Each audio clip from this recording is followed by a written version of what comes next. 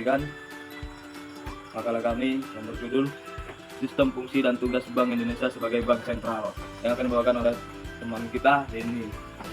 Saya akan membacakan hasil kerja kelompok kami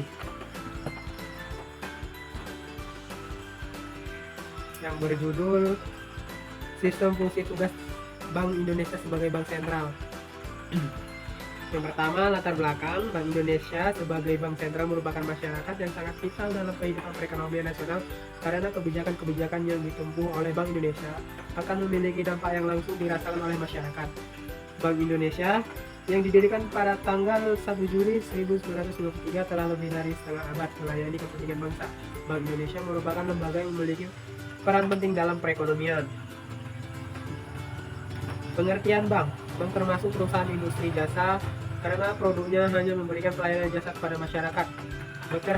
Kandes Haji Melayu SP Hasibuan mengemukakan secara bahasa bank artinya bangku yang berasal dari kata Italia yaitu banco.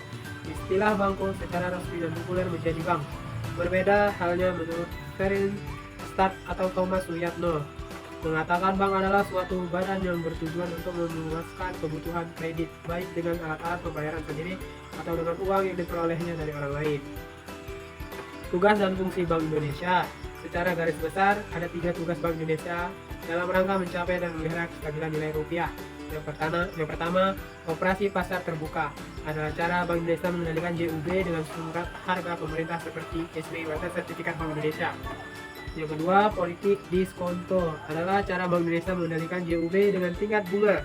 Jika Bank Indonesia mengurangi JUB, maka Bank Indonesia menaikkan tingkat bunga pada bank umum. Yang ketiga, rasio cadangan wajib adalah dana cadang perbankan yang harus disimpan pada Bank Indonesia sehingga jika Bank Indonesia ingin mengurangi JUB, maka Bank Indonesia memiliki rasio cadangan wajib. Sedangkan jika Bank Indonesia ingin mengurangi JUB, maka Bank Indonesia menaikkan rasio ini. Menetapkan pelaksanaan kebijakan moneter. Dalam rangka menetapkan dan melaksanakan kebijakan moneter, Bank Indonesia berwenang. Yang pertama, menetapkan saran-saran moneter dengan memperhatikan sasaran laju inflasi yang ditetapkan.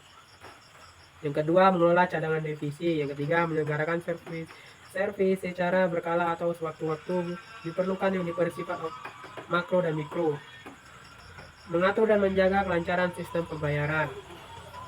Yang pertama, melaksanakan dan memberikan persetujuan dan izin atas penyelenggaraan jasa sistem pembayaran. Yang kedua, mewajibkan penyelenggaraan jasa sistem pembayaran untuk menyampaikan laporan kegiatan menetapkan penggunaan alat pembayaran.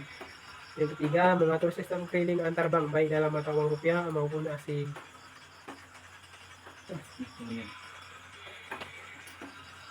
Mengatur dan mengawasi bank umum. Dalam mengatur dan mengawasi perbankan, Bank Indonesia menetapkan peraturan, memberikan dan mencabut izin atas kelembagaan atau kegiatan usaha tertentu dari bank, melaksanakan pengawasan atas bank, dan memberikan sanksi terhadap bank sesuai dengan ketentuan perundang-undangan yang berlaku. Dalam pelaksanaan tugas ini, Bank Indonesia berwenang untuk menetapkan ketentuan perbankan dengan menjunjung tinggi prinsip kehati-hatian. Keseimbangan Bank Indonesia. Status dan kedudukan Bank Indonesia dilihat dari sistem ketatanegaraan Republik Indonesia. Kedudukan BI sebagai lembaga negara yang independen tidak sejajar dengan lembaga tingginya seperti Dewan Perwakilan Rakyat, Badan Pemeriksa Keuangan, dan Mahkamah Agung. Kedudukan Bank Indonesia juga tidak sama dengan Departemen karena kedudukan Bank Indonesia berada di luar pemerintah. Status dan kedudukan yang khusus tersebut diperlakukan agar BI dapat melaksanakan peran dan fungsinya sebagai otoritas moneter secara lebih efektif dan efisien. Meskipun BI berkedudukan sebagai lembaga negara independen, dalam melaksanakan tugasnya, BI mempunyai hubungan kerja dan koordinasi yang baik dengan DPR, BPK, pemerintah, dan pihak lainnya. Sistem pembayaran dalam Bank Indonesia.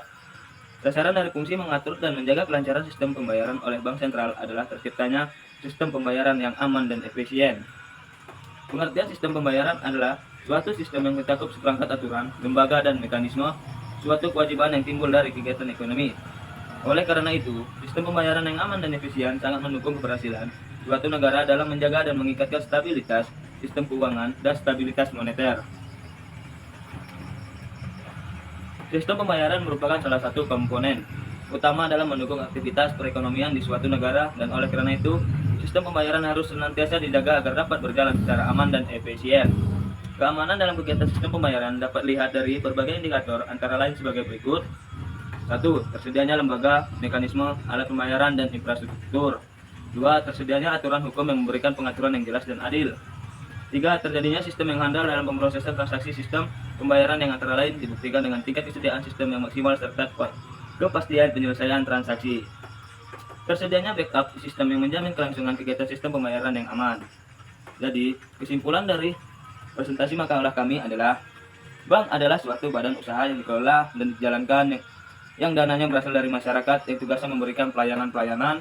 Bank berupa simpanan atau tabungan, deposit berjangka, simpanan dalam rekening, koran atau giro, atau pelayanan kredit dan lain sebagainya.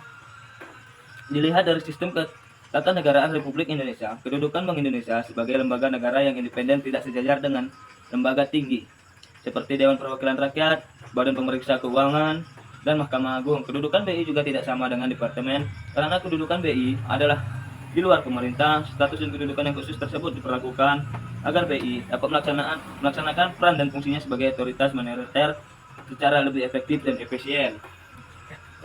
Mungkin itu saja yang bisa kami sampaikan dalam kerja makalah kami. Lebih dan kurangnya kita berdua meminta maaf.